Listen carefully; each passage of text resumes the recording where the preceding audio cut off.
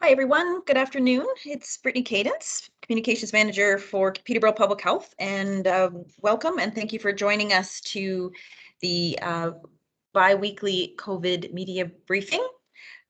Very pleased to have you with us today and hope you are surviving this very muggy hot weather and doing your best to stay cool. Okay, today we will start off with a land acknowledgement. And with this, I would like to respectfully acknowledge that Peterborough Public Health is located on the Treaty 20 Mississauga territory and in the traditional territory of the Mississauga and Chippewa Nations, collectively known as the Williams Treaties First Nations, which include Curve Lake, Hiawatha, Alderville, Scugog Island, Rama, Beausoleil, and Georgina Island First Nations. Peterborough Public Health respectfully acknowledges that the Williams Treaties First Nations are the stewards and caretakers of these lands and waters in perpetuity, and that they continue to maintain this responsibility to ensure their health and integrity for generations to come. We are all treaty people. Okay.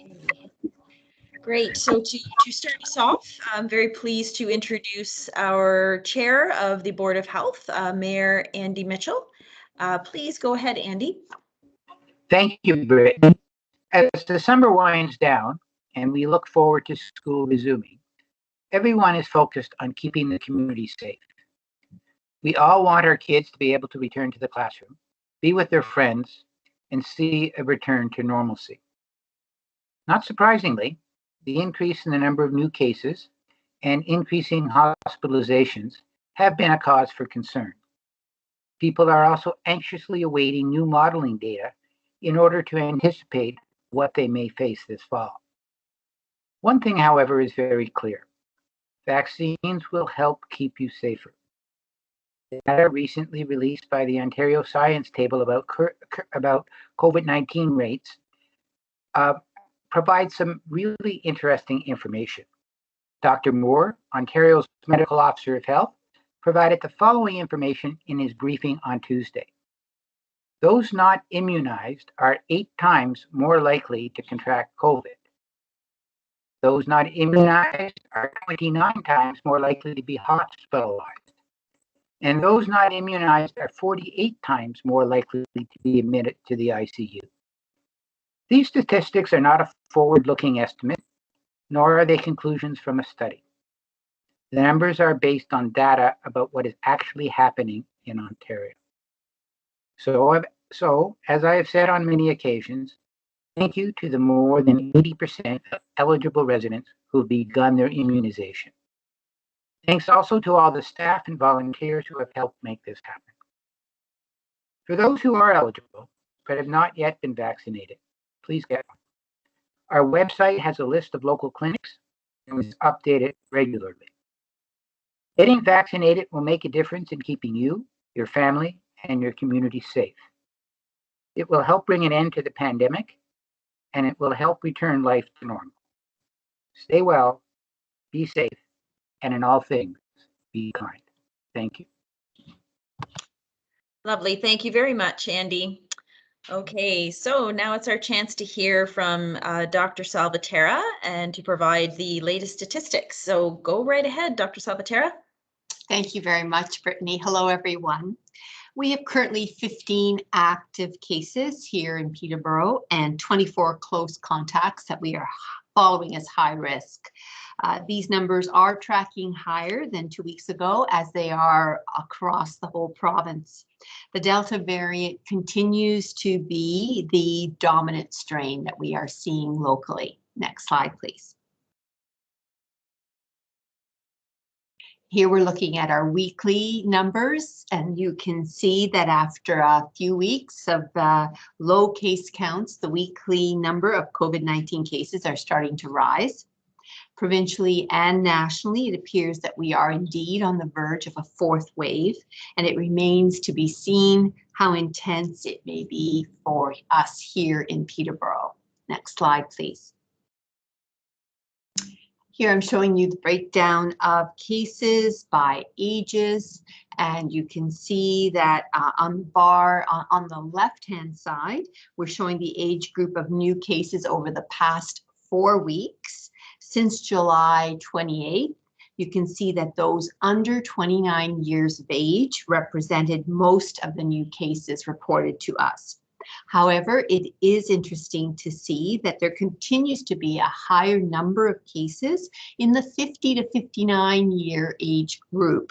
And in the lower bar to the right on the slide, you can see that there is a slight increase among those 50 to 59, and that this has been consistent since the very beginning.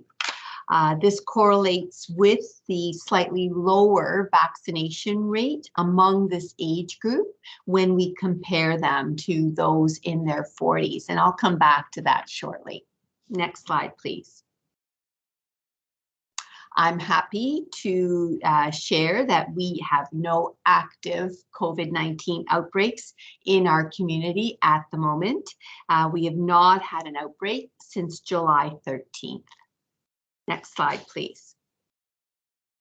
Here we are sharing our weekly case incidence rates and showing you how we compare to the rest of the province. Starting on the right side of the slide, you can see that for the period ending August 21st, our weekly rate increased from 1.4 cases per 100,000 to 9.5 cases per 100,000. We're also showing you the provincial rate, which is sitting at 27.9 cases per 100,000. This map is showing you case incidence rates over the last 14 days for each region in the province. Our area is one of the few remaining health units that are still in green, as the rest of Southern Ontario is experiencing higher case incidence rates. I think this map serves as a good reminder to avoid travel to areas with higher case incidence rates. In addition, I would recommend that this is the time to cut back on the number of contacts, as this has been shown in modeling studies to influence the size of the outbreak. Next slide, please. Here I've got some good news to share. On this slide, we're showing you our current vaccination data as of the end of yesterday's clinics.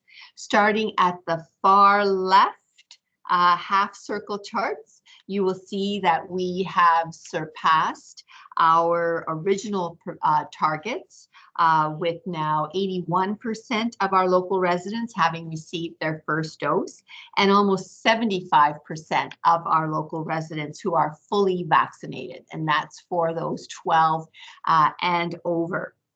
Over the past 2 weeks alone, another 1,700 residents received their first dose, and almost 4,000 more received their second dose.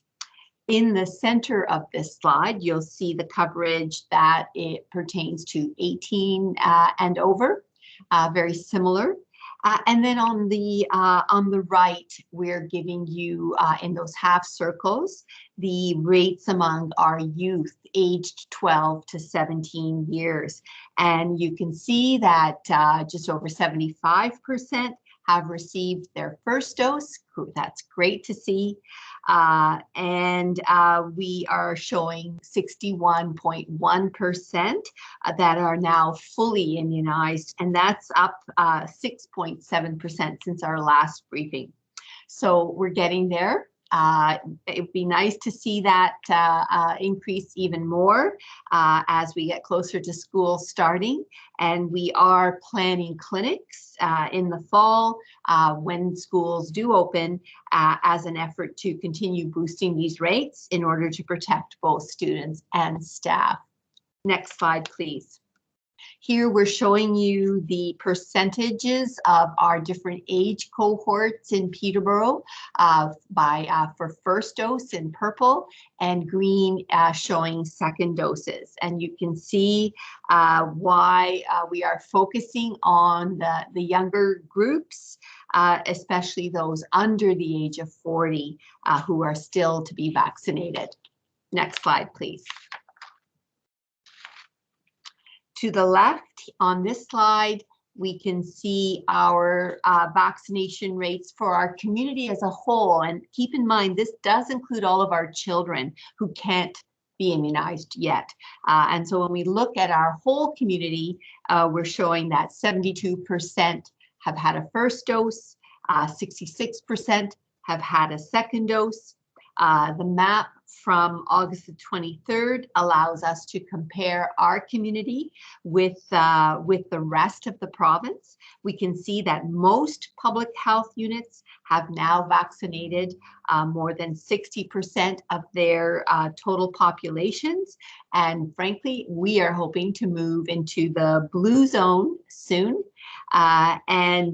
Overall, we've heard recently that Dr. Moore, our Chief Medical Officer of Health, has changed the goal. He's now set an aspirational goal of 90% vaccination in order to protect us better from the variant.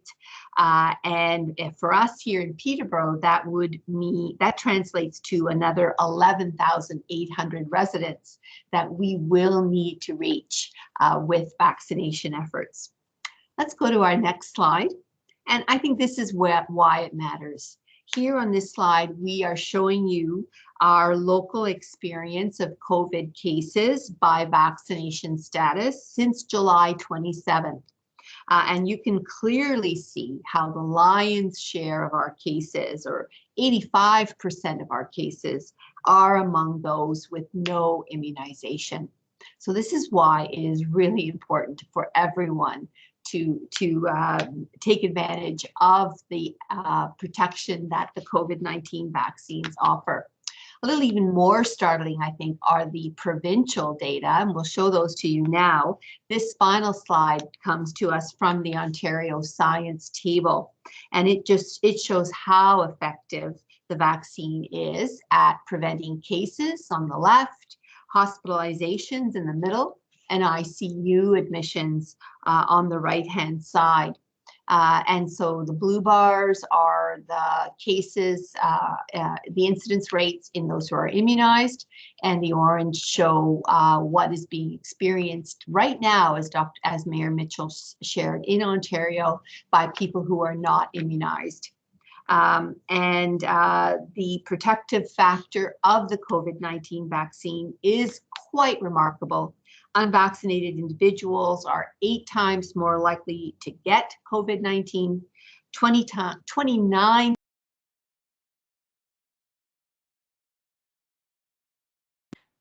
think I muted myself. I'll just start again. Unvaccinated individuals are 8 times more likely to catch COVID-19. They're 29 times more likely to end up in hospital, and they are 48 times more likely to be a patient in the ICU. So I'd like to make some additional remarks today, and I'd like to offer my thoughts on a topic that I know is on many parents' minds, and that is a safe return to school. I'm pleased to see the many measures that are now required by the province to keep both students, educators, and childcare staff as safe as possible when everyone heads back into the classroom and daycare center in September. We are working closely with our district school boards to support them to ensure the proper measures are in place, such as masking, cohorting, improved ventilation, and active screening. This is in addition to the mandatory vaccination policies now required by the Ministry of Education for all educational staff. Those who are unable to be immunized will be required to be tested weekly And the province has also recently extended the eligibility of the Pfizer vaccine to children who will be turning 12 before the end of the year. So we are now able to offer the vaccine to everyone in the 2009 birth cohort, regardless of their birth date. And that will help with schools as well. Vaccination clinics are being planned to take place after hours in schools for students, and these will be open to students, staff, and families. And we are also awaiting word from the province soon that they will be updating the current Immunization of School Pupils Act to include COVID-19 as a required immunization for all eligible students. These measures are essential as unvaccinated pockets are still large enough to sustain Delta surges, which can overwhelm hospitals. They can certainly shut down our schools and create the conditions for even more dangerous variants to emerge. To prevent those outcomes, we need to take advantage of every single tool that we have at our disposal. While vaccines remain the best way for individuals to protect themselves, our community can't treat vaccines as our only defense.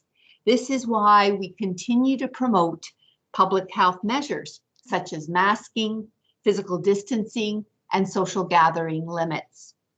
We're seeing good uptake at our pop-up clinics throughout our region. My team is doing an amazing job partnering with local organizations and businesses to make the vaccine as accessible as possible. We've commandeered a city bus that provides us with a mobile space, and our pop-up clinics are now planned throughout the county, including at the Indian River Reptile Zoo on August 27th and 28th. And everyone who gets vaccinated will receive free admission to the zoo. We will be back at the Healthy Planet, formerly known as the Evan Rood Center, on August 30th. We'll be in Apsley on the 31st, and we've planned a number of clinics at local grocery stores and schools.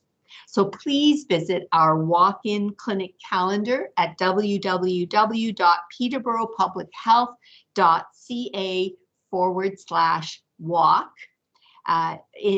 Walk in for the latest dates and locations. And please remember that many local pharmacies continue to offer vaccines by appointment only. I also want to remind everyone that COVID testing has now been consolidated at the Peterborough Regional Health Centre as the Northcrest Arena site has now closed. So you can still book your appointment online through our website. I'll end there and give it back over to you, Brittany. Thank you very much, Dr. Salvatierra. Okay, we've got regrets from all of our local elected officials today, so we will move into the opportunity for our media guests to ask their questions. Before I get underway, I just want to check. I see we have a guest, Jordan, and I'm just wondering, Jordan, is that Jordan Mercier from Freakin' Oldies Radio, or is that a different Jordan? Can you hear me, Brittany? I can. Oh, okay. Yeah, it is me. Thank you. Okay, great. Good stuff. Well, since we've got you on the line, why don't you go ahead and ask Dr. Salvatierra questions? And I'd also just like to point out we do have representatives from the local Peterborough Police. Inspector John Lyons is with us too for questions. So go ahead, Jordan. Dr. Salvatierra, as always, thank you so much for the information. I'm curious just to get your thoughts on, obviously, the rates of vaccination have slowed down across the province, and the Peterborough numbers, while you pointed some gains, obviously it is sort of slower than it had been. Is your assessment of this that it's still maybe a little bit of an accessibility thing? Or, I mean, do we get to a point where there's just a certain sect of people that are just not going to do it? Well, there will be some who will choose not to be immunized. So I do expect that, but the polling shows that that's about 6 to 7% of the population. So we still have lots of people out there who, for whatever reasons, and it may be that, that there's just too many barriers, it's just too hard for them to get immunized, or it's not a priority, or they still have some questions, or they're confused by some of the misinformation that's been circulating. Whatever the reason, we believe that there are people out there who will want to be immunized, and so we're firing on all our engines to reach those people and to make it as easy as possible for them to get their questions answered or to access the vaccine. Doctor, you mentioned Dr. Moore and sort of the target of 90%. Getting 90% of the population to do anything is certainly quite the task. In your mind, as you said, and you're looking sort of at the projections, do you think that is actually a realistic target?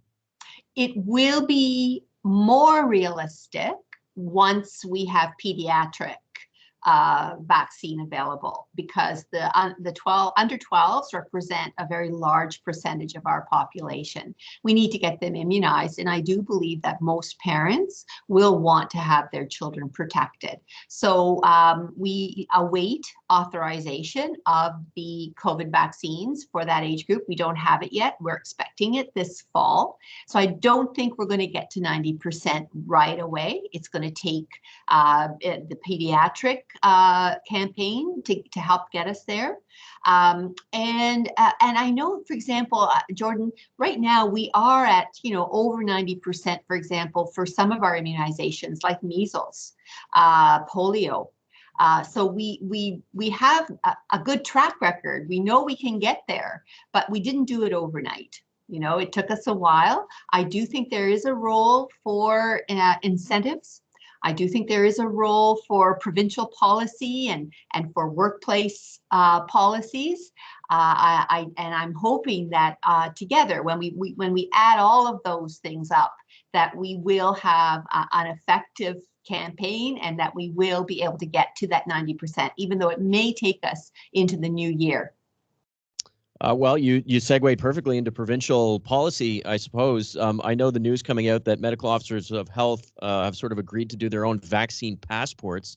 We know what the government's been saying up until this point. Can you just kind of give me your perspective and thoughts on that? Well, I think I'd like to correct you in stating that medical officers of health would much prefer that any vaccine passport be done federally and provincially. And that is so that we don't have a patchwork of approaches from location to location.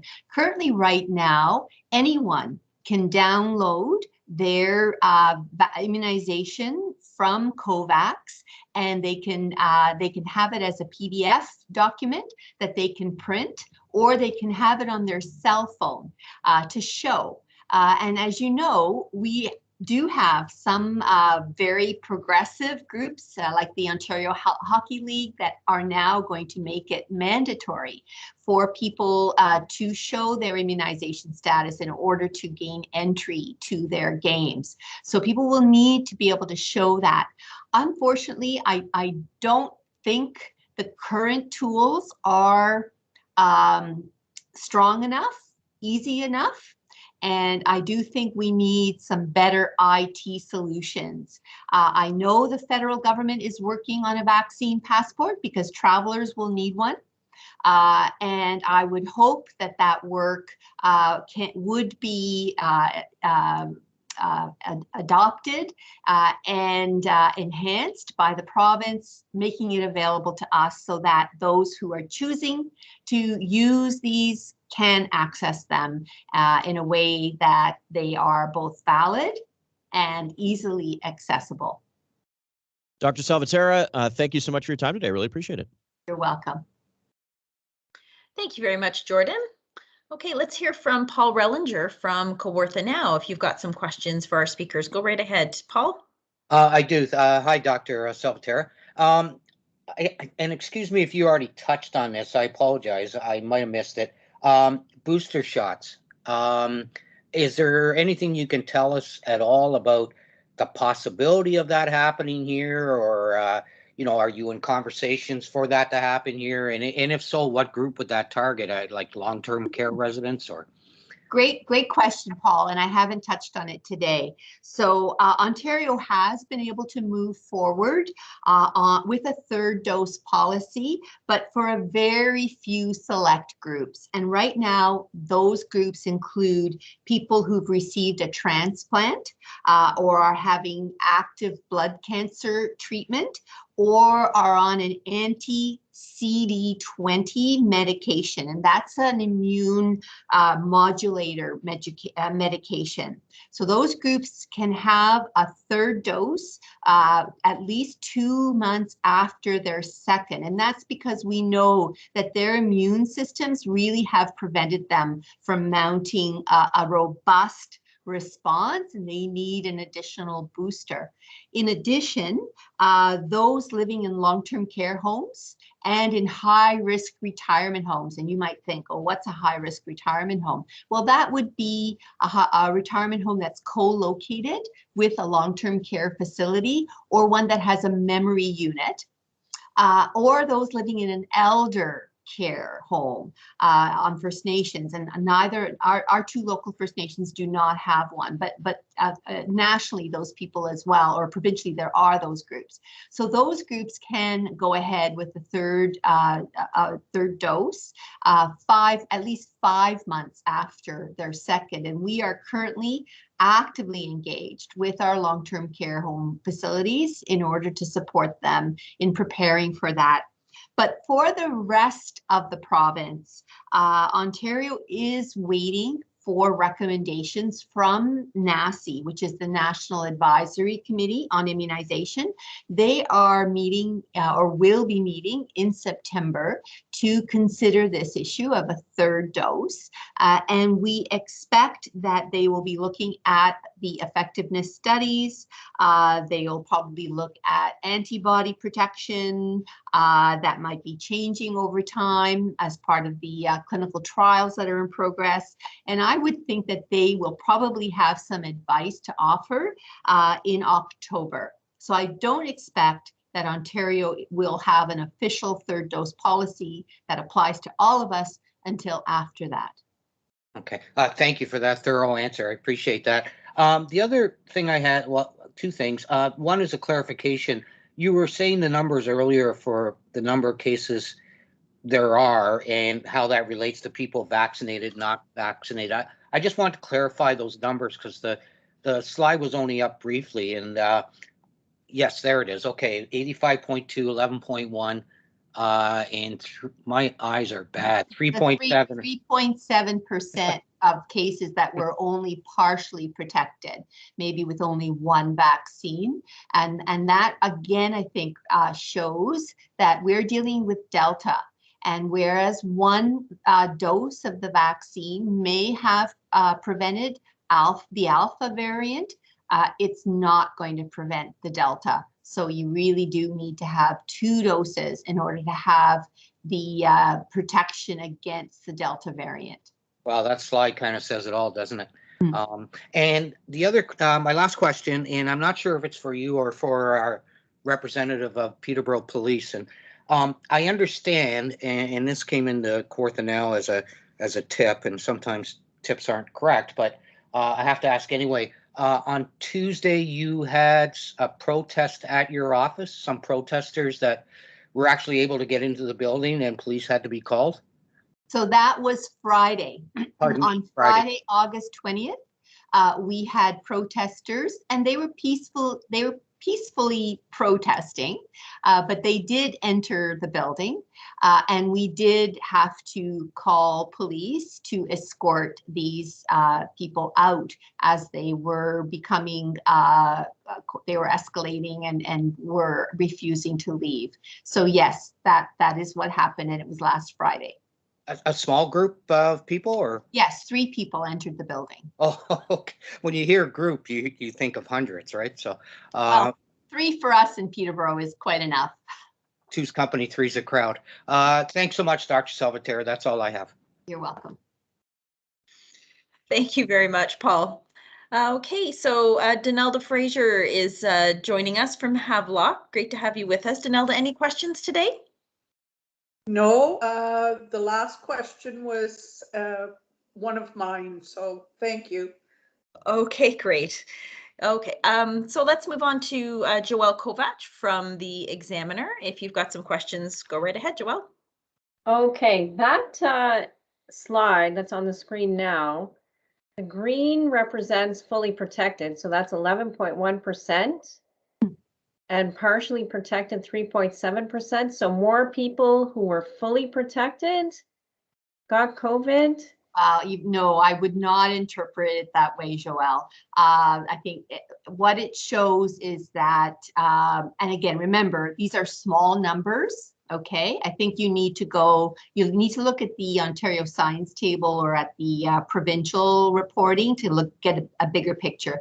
But for these cases that we had, and there are 27 cases represented by the pie chart, this was their immunization status. And I think what it shows is that the vaccine, although it's very protective, and it isn't 100% protective, it will not protect people who are severely immunocompromised, and we talked about why, and that's why that group is getting a third dose. And it may not prevent infection, but it should prevent, in most cases, hospitalization or ICU admission. So I'd be very careful in the way you interpret this. This does not mean that people who are fully immunized are at greater risk than people who are partially immunized. That would be an incorrect interpretation of this data. That's just a little bit confusing for me, though, because there's a greater proportion of people here, 11% versus 3%. Can you clarify for me how that is not? Well, remember that we have a greater proportion of our community that's immunized. So remember that. So the pool of people who are fully immunized in Peterborough, and if you want to go back to the slide, Alita, that shows the dashboard and the numbers. So this might help explain that we have 97,000, almost 98,000 people in Peterborough who are fully immunized. That's a much greater pool than the very smaller pool of people who are only partially immunized or not immunized at all. So the partially immunized pool is a particularly small pool. There, perfect. Now I understand much better. Okay, that's really, really helpful. Thank you very much. Okay, I have a couple of more questions for you, and then a couple for police. In recent briefings, we've discussed how the vaccination rate in the county has been a bit below the city rates. Has that changed? I see there's a greater number of people who've been vaccinated since last we spoke. I wonder if it's boosted in the county. So the gap between the city and the county vaccine acceptance, I think, persists. We looked at the data just recently again and shared it with County Council. So there is still a gap. And that is why, if you look at our walk-in clinics, like where we're doing our pop-ups, where we're doing our school-based clinics, you will see that we are prioritizing county locations, as well as, the city locations where we also know that the rates are lower. And we're also trying to reach that younger age group. And that's because they're the ones who are socializing so much more. And our numbers reflect that that's the group that's experiencing the greater rates of infection. So the gaps is still there. And we are certainly hoping that all of our elected officials in the county and our others can be peers and ambassadors, and certainly that our family physicians can help reach their patients who might still be hesitant or uncertain about vaccination. Okay, when last I checked, it was about a 15% difference. Is that still about accurate or is it closed somewhat? I'd have to check on that and get back to you, Joelle. I don't have it with me today, but we can certainly confirm that with you afterwards. Sure, that's excellent. Thank you so much for this. And we're at about 11,000 people who still need to be reached in order to reach that 90%, right? So that's not the total number of eligible people who haven't. That's received the vaccine. total number of eligible people. Sorry, that's the total number of people in our community that we would need to vaccinate in order to reach 90%. Okay, is there a different number for how many eligible people are still in the jurisdiction who haven't been vaccinated at all yet? I think it was about 14,000 last time we spoke. I'm going to turn to Brittany to see whether you've got some of those numbers, Brittany. So the number we shared today, so we need to reach another 11,800 residents who are eligible to get vaccinated to achieve that 90% coverage rate. I don't have the number off the top of my head of just how many residents are still eligible and not vaccinated, but the number to reach the 90% of eligible residents is 11,800. But I'm sure if you go onto our vaccine dashboard, Joelle, you can get that data. If you just click, it's very interactive, and you can click on the total numbers, and you should be able to get some of those answers that you're looking for. Excellent. And when we're talking about 90%, are we talking about 90% with one? Yeah. Okay. No, 90% with both. Okay. All right. This is very, very helpful. Thank you. My other questions are for police. Were there any charges in this 3-person Peterborough Public Health protest the other day? Thanks for the question, Joelle. And no, there were not. It was a matter of just attending and removing them from the location.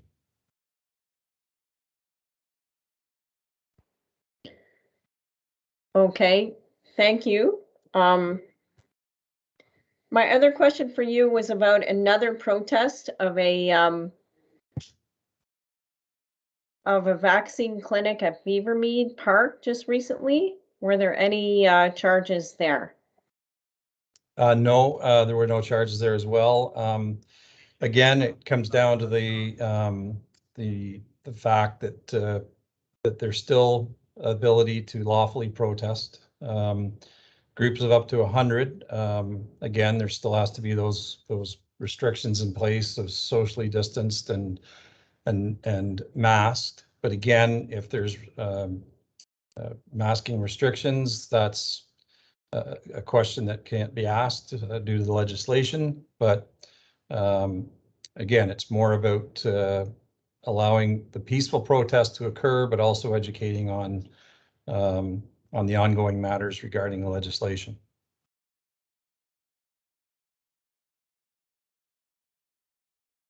Okay, that's about all I have. Thank you. Thank you. Thank you very much, Joelle and Inspector Lyons. Okay, Reg Watson from the Examiner, any follow-up questions? Yes, to Dr. Salvatierra, could you go over the procedure for these very few people that are qualified to get the 3rd dose? How do they go about doing that? Do they have to book an appointment, or is it being taken care of by their family physicians? Right. Good question. We are still working with our healthcare partners to determine the best way to have these people immunized. Right now, it looks like what we are leaning towards is that they will be given a letter by their physician, whether it's a specialist or a family physician, that they would take to their pharmacy where they can make an appointment and be immunized at the pharmacy. That is where I think we're going with this, but we're still under active conversation with our partners. Okay, thank you. And one further question, can you confirm or deny, are there school clinics already set up for Peterborough in early September? I believe we do have clinics confirmed, and I believe they are on our website. I'm sorry, I'm getting some feedback here, but I hope you can hear me okay. I'll ask Brittany if you can confirm that or not. Yes, we can confirm that there are clinics happening in schools in early September, and I'll just have to send you the list. Or maybe while the next question's being answered, I can quickly find that information and I'll put it in the chat thread. Okay, I appreciate that. Thank you. That's all my questions. Okay, great. Thank you, Reg. Okay, let's hear from our Global TV colleagues. Jessica Niznik, if you've got some questions, please go right ahead. I do, Brittany. Thank you. Hi, Dr. Salvatierra. Hi, Jessica. Dr. Salvatierra, just clarification. When you said about schools, if I think it was education workers don't have, aren't vaccinated, they'll have to have proof of testing. Was that right? They will have to do rapid testing. Yes, proof of rapid testing twice a week. Okay, that's what I was getting at. So will they just do that rapid test at school? Well, I don't know. I can't answer that, whether it'll be done at the school or whether they'll be given the tests to take home and self-administer. I'm not sure of the logistics. This information or this requirement was only circulated last Friday to district school boards, and I know they're still waiting for more information from the Ministry of Education as to the nuts and bolts, how as to how this will actually work. Okay, and you mentioned that the Ontario government, or was it the federal government? I think maybe the feds are talking about implementing the vaccine into the School Pupils Act. So that's provincial. And that we have a provincial Immunization of School Pupils Act, which makes vaccination mandatory for students to attend school. And so we have been advised by our Chief Medical Officer of Health that he is engaging with provincial counterparts in order to amend the regulations to that act so that COVID-19 is included for those students who are eligible. So right now that would be 12 years of age and over. Okay, are you able to check your crystal ball and tell us when that might happen? Well, it'd be nice if it happened before school started, but even if it doesn't, I mean, this is part of our regular routine work at Public Health. I mean, we maintain class lists. Well, first of all, we need the class lists from the schools, and then we have a database called Panorama, and we are now being advised that the Panorama will be able to actually access the COVAX database for the COVID-19 vaccines to be able to produce for us class lists according to immunization status. So again, the implementation, the operationalizing of it is still underway. We have a great deal of angst just because of the amount of work that this will create for us, but it's important. And so we're looking forward to opportunities to meet with our provincial colleagues and to learn how we will be able to access the data, how soon that'll happen, and how quickly we can actually put this into place. Okay, and my last question is regarding what Jordan had brought up earlier about the consideration of implementing passports locally. I did see something about it, the Eastern Ontario Medical Officer of Health. I'm not going to try and pronounce his last name because I'll butcher it. But he was saying Ontario health units are prepared to create their own vaccine certificates. Yes, he said we are prepared. However, we prefer that it be done provincially. Okay, so you haven't committed to anything, obviously. Well, as I said earlier, I don't think anyone wants a patchwork of approaches. I think we want an easy, accessible way to do it, so that those using the passports understand and have confidence that their privacy is being protected, and that those who are asking for the information can be confident that the information is accurate. And remember, people are being immunized every day. So, whatever we use needs to have the ability to be updated as people get those second doses.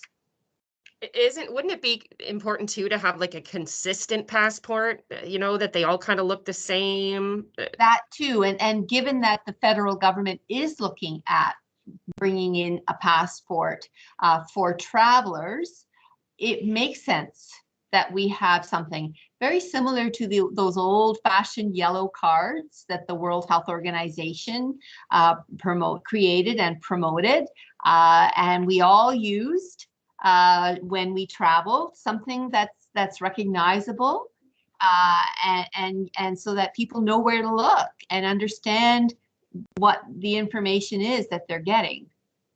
If the feds didn't get together on this quick enough, would you consider changing your mind? Changing my mind in what way? In creating your own. Well, if it went on. Yeah, as I said earlier, Jessica, we already have the means to show vaccination status. It's voluntary. People who have been immunized can go online and get a receipt, a receipt of immunization. It does show which vaccines you were given, shows the dates that you were given those vaccines.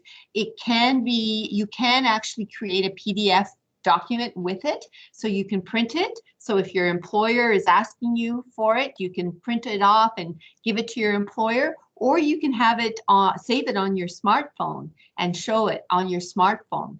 That is available right now, and I know it is being used in some places where immunization status is being requested. Okay, perfect, Dr. Salvatierra. I didn't know about the PDF too, so that's good to know because I have been asked.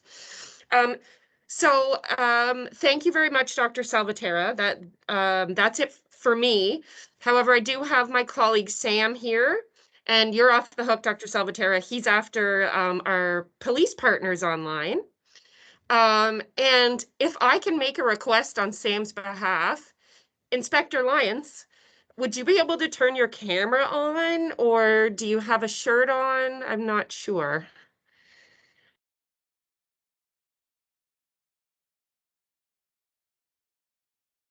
Yeah, I can certainly do that. Okay, because I know some people are at home, they don't have their hair done. I knew you would be wearing a shirt. I just meant the proper shirt, but Yeah. I'm just gonna pull my foot out of my mouth now, and I'm gonna let Sam take over. Thank you, Inspector Lyons. You're welcome. Thank you. Thank you, and hello, everyone. Hello, Inspector John Lyons. I just wanted to ask, with Toronto Police Service announcing a vaccine mandate and then receiving some pushback from the Police Association, I'm hoping you can touch upon here. Does Peterborough Police Service have any plans in place for a vaccine mandate?